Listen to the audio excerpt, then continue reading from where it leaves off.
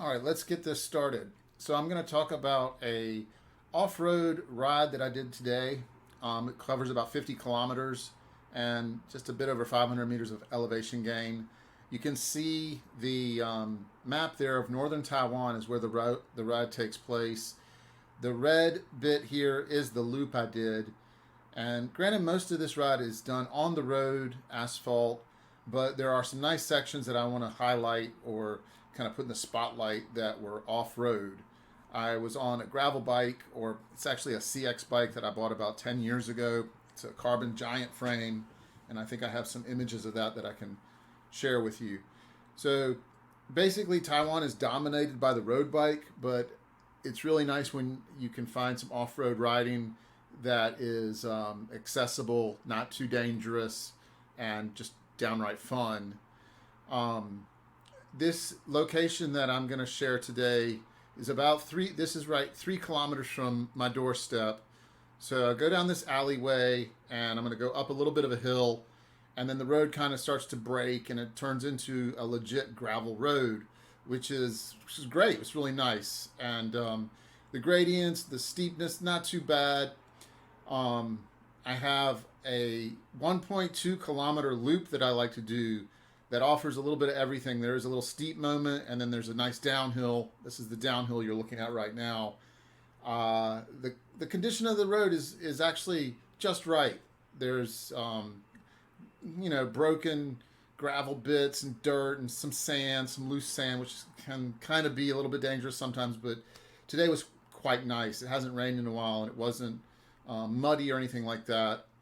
So yeah, you can get going. You can really hit some nice speeds on this downhill, and it goes by like a movie.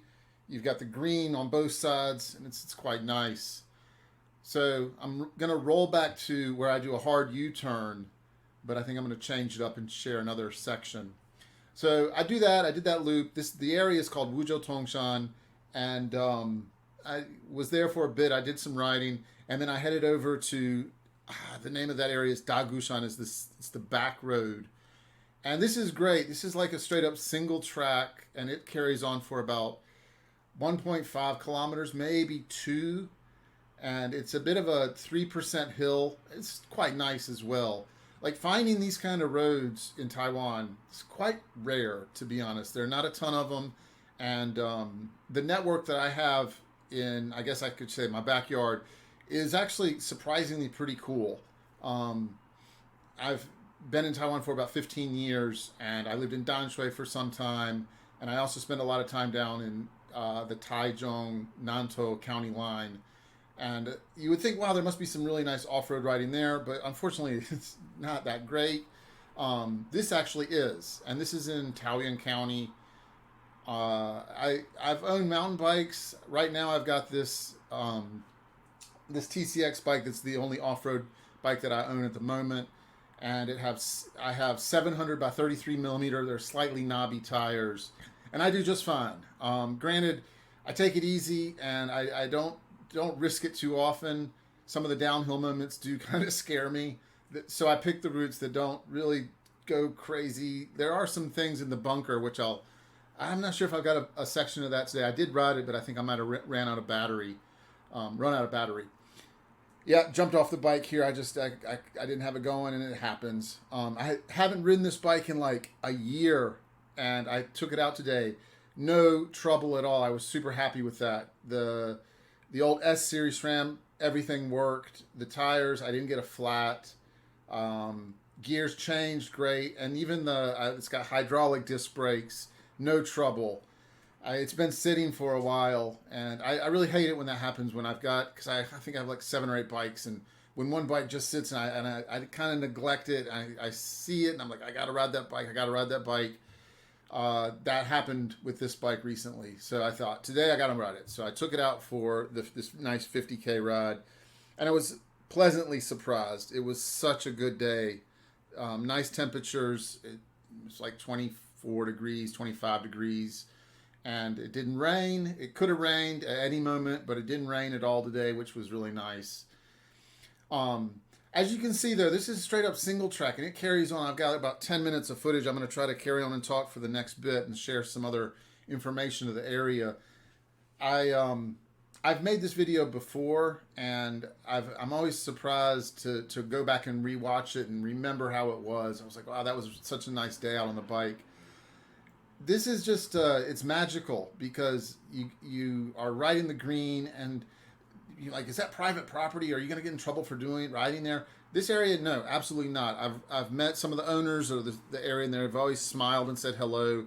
Never been yelled at. Or there's been one situation where a dog came out at me and got my shoe. He put his teeth right in my shoe, and I don't go and ride that section of the road anymore because I don't want the dog just to come out and throw and just knock me off the bike, because this is he's a territorial mutt basically, and he doesn't know any better. And every single time he's been at me, so I'm like, all right, today I'll just do what I've got enough of these nice little roads cut out, and that dog can have his space. I'm cool with that. But as you can see, it's a lot of fun. There's some nice downhill sections for 33 millimeter tires, really not biting it much. I've had a couple guys say, you can do that on a road bike. I'd say, all right, come and ride with me. Let's see you do it on a road bike, because there are a million rocks. And the bike doesn't have any suspension on it. And I've ridden this route with a Fox fork or with a rock shock, and it makes a difference. It's definitely I'm more confident on a hardtail mountain bike. But you can do it. I can do it on this bike as well. Thank God I haven't broke any spokes or any other mechanical issues. But like, there are a million rocks here. It's just thousands and thousands of rocks. So you're just riding right over the rocks, and it's a bone shaker. It was, you wouldn't want to do this with legit road tires or a road bike, because you would just ruin your wheels. Granted, some of the sections, you see it and it's hard packed dirt, and you're like, I can ride my road bike on that, no problem. Sure, you can, absolutely. But the thing is, the entire 50 kilometers, there were plenty of these rocky sections that you would just really break. You could break something, and then you'd be walking, and that would be no fun. So yeah, here we go. I'm burning down. It's a lot of fun, man. Just going by again, really fast. Not super fast. Like on the mountain bike, when I was riding this regularly, like there was one Chinese New Year, 1 month where I was going out and doing this all the time on both. At that time, I had the hardtail mountain bike and this bike, and I got pretty good. I was like today when I was on the bike, I felt, oh my, what am I doing here? I didn't have that nice confidence that I kind of would build up to ride this thing every day and kind of know the road. Today I didn't have it. I was like, I felt okay, but I didn't feel like it was there. So this area here is actually motorcycles. They have dirt bikes, and they have a huge network of all kinds of trails. I should put the little GPS map up here and show you where it is. Maybe I'll do that, or maybe I'll just not do that. We'll see. The area is like tea farms, and it's really nice. Now this is kind of up in Linko, and when I did my loop today, granted I think about 80% of the ride, maybe 70% was on road, with the 20 to 30% on this kind of conditions, the dirt road, single track kind of stuff.